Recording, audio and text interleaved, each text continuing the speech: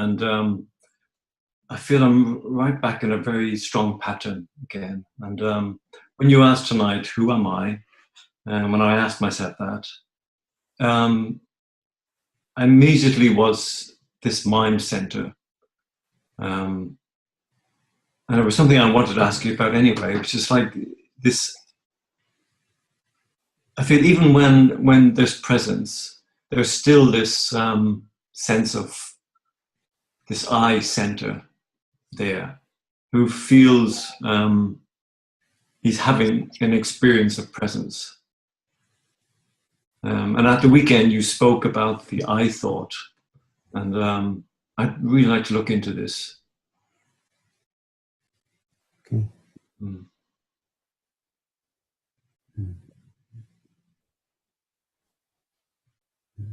Because it's somehow never, in a way, never not there, to some extent.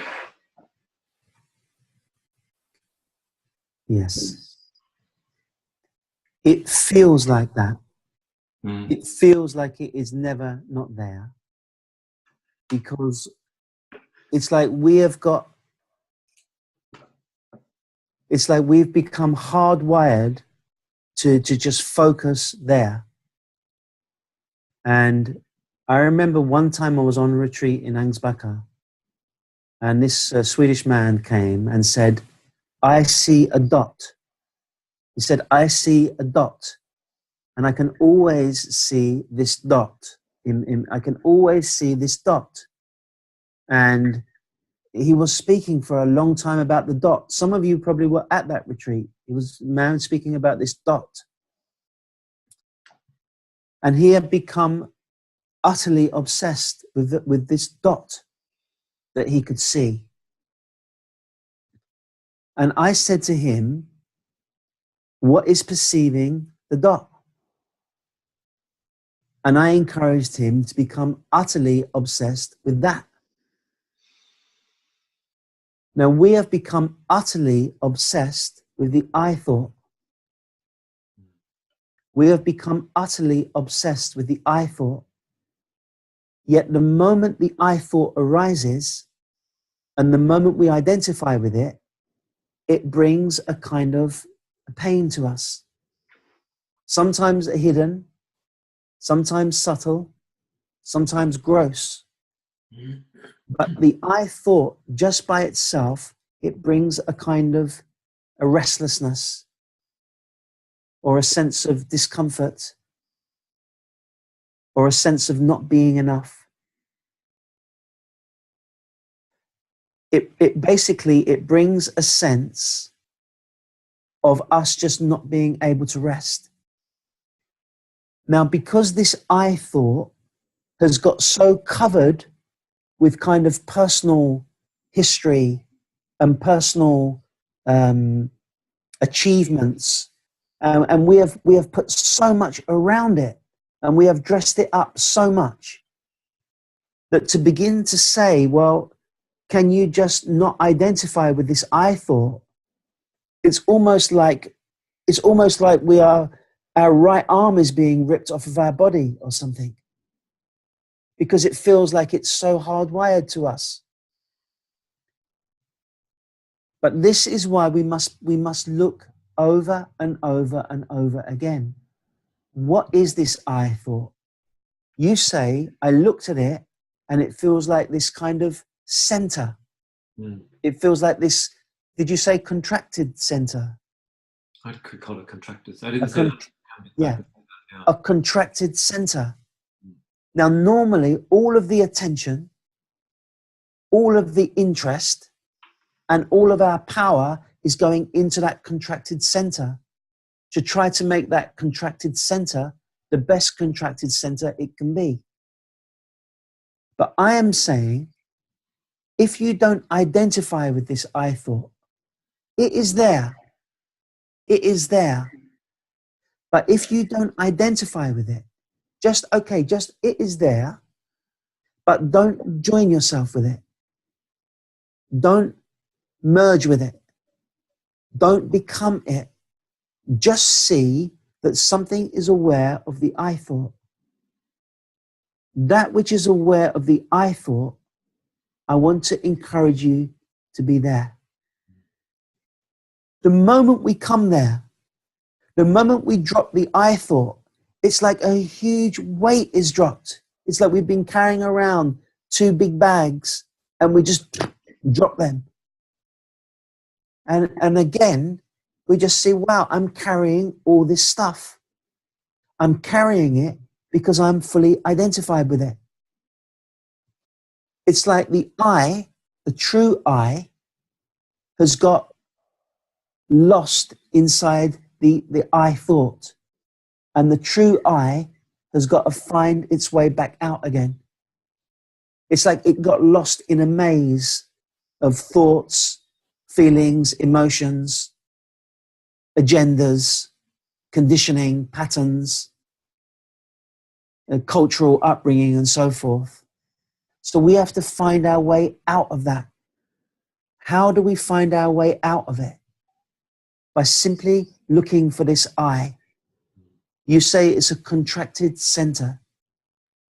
Right now, you can see this contracted center.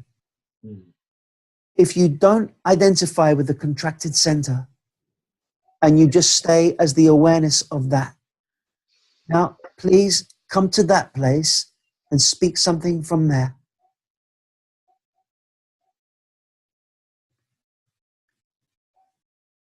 It's just so much more space and so much more light. It's like the I itself, I was looking for some huge insight into this I thought, which were just, I've seen it and now I'm free of it. And it's like I was making it into a bit of agenda or something, or work to be done, or a project or something. But this is just simple. Yeah. Just come back away from it. Leave it, just to leave it alone. Just leave it. Yeah, yeah. It's like everything else. Yeah. Leave it. Yeah. Yeah. Again, you leave it, you say now, full spaciousness, lightness, just natural happiness is there. I don't have to make a problem of it. Don't have to make a problem of it. You know, Papa G was speaking about the I thought a lot now. And he's giving this example, and it's such a good one. He said, on a full sunny day, it's been a very sunny day here in England today. If you close one eye and put your finger up against the sun and close one eye, this finger here can block the whole sun. In the same way, when we get ourselves into a certain position and we just identify with the identity fully, the contracted center, then that view, that position blocks us from seeing the self. I am saying to you, just move from where you're focusing. So simple. So simple. It's the same with everything that comes up. I thought that's the big one. I mean, it's all the content which comes up, the emotions, and I feel, okay, well, I'm not that. But this I thought was some big, or whatever, I don't know. But it's just the same. It's a thought, really, I guess, isn't it? It's a thought. Yeah. It's a thought, but it is a thought that has been given so much power and so much belief and identity. So it is our biggest thought, because once we purchase that, everything else can come with it. But if we don't purchase that, then what do we need? What is wrong? Do we even need to try hard to do anything? Do we have to meditate hard?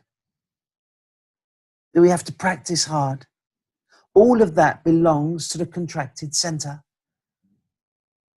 I am encouraging a kind of a deep resting in stillness in order to simmer down the emotional field and in order to bring some clarity and some natural insight so we can begin to discern between the I thought and the true I.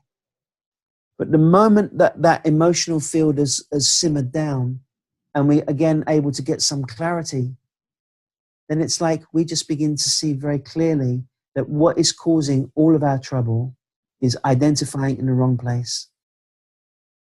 And in that simple shift away from what we're not, resting in what we are, again, we're at peace. Again, we're at peace. And the beauty of it, as you've just said, is how simple it is. In its essence, this is supremely simple. But it means that we have to give up our most cherished possession, which is the I thought. If we give up the I thought, then we're free. But as we begin to give up the I thought, something is going to come in deep resistance to that. The I thought, which has created a kind of person around it, is going to come into deep resistance to letting go of the sense of control, letting go of the sense of autonomy, letting go of the sense of self-responsibility, all these things. So you just have to stand away from that. And as Victoria was asking also, there is something in this period of getting used to ourselves in our absolute nakedness, where we have let go of the old I and we're coming into a kind of different perspective. And there is a kind of journey in that. But I feel with you now, I feel that this simple shift come just at the right time now. It feels so liberating. Yeah. I don't feel any resistance. Really liberating. I see I just have to stop molesting myself. You know, yesterday morning, the Jehovah's Witnesses came to knocking on the door, huh?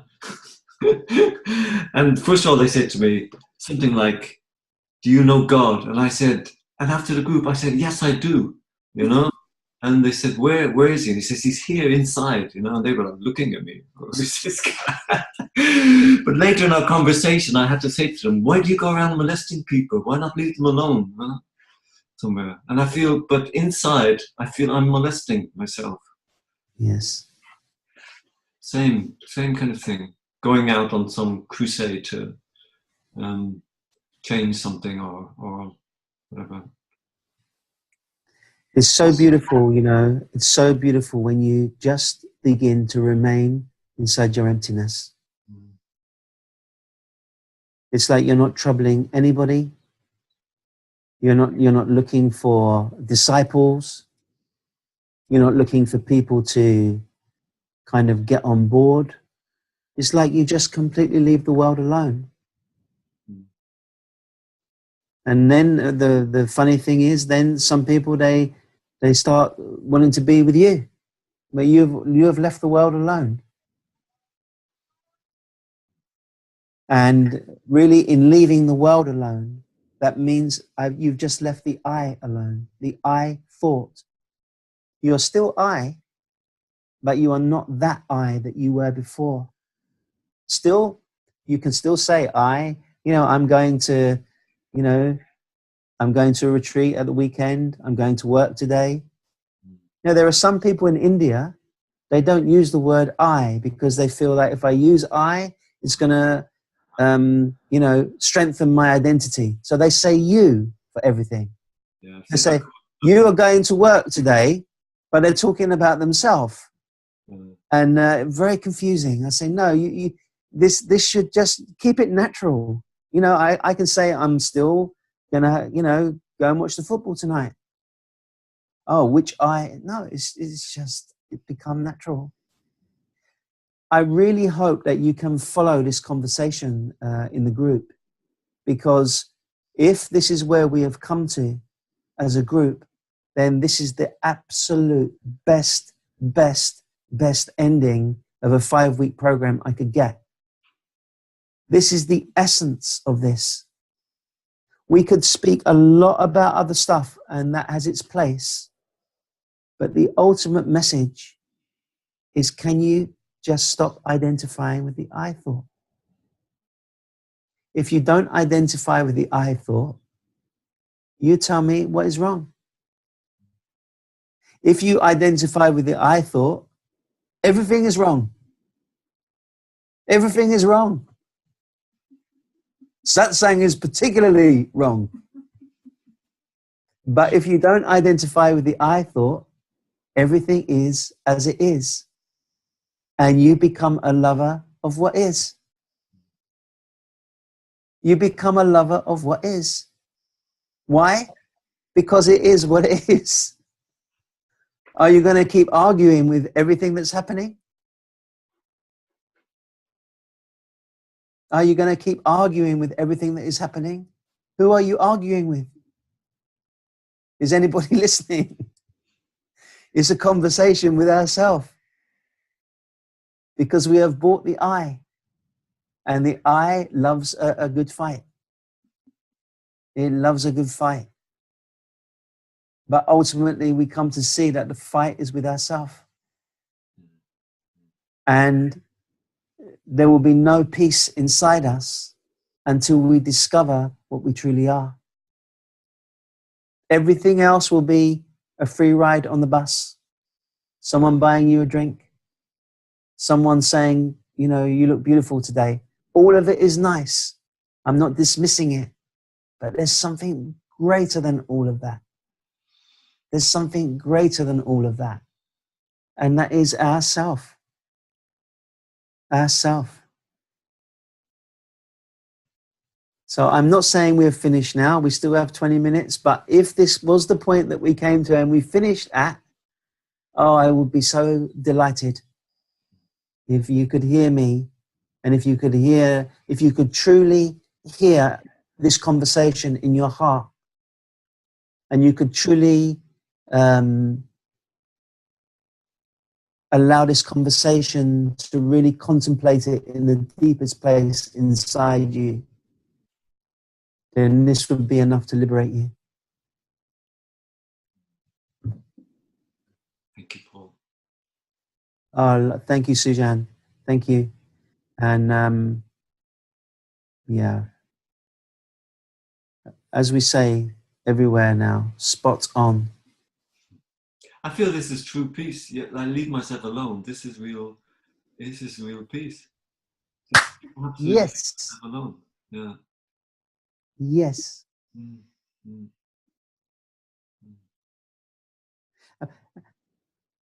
You're not pushing anything down either. You're just refusing it. mm. Is this irresponsible? No. It's beautiful. Mm. It's beautiful. It's absolutely beautiful. Thank you. Thank you, love.